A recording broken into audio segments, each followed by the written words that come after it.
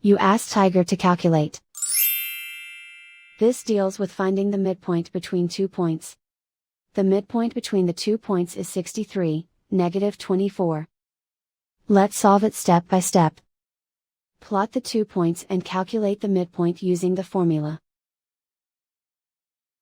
The coordinates of point 1 are, x1 equals 68, y1 equals -52. The coordinates of point 2 are, x2 equals 58, y2 equals 4. PM represents the midpoint of the 2 points.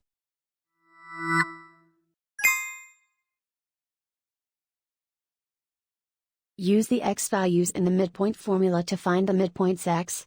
x1 equals 68. x2 equals 58. Simplify the arithmetic.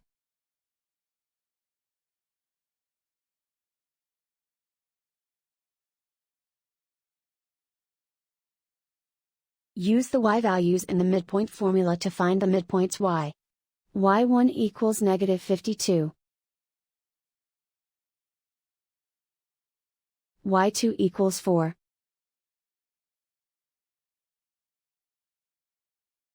Simplify the arithmetic.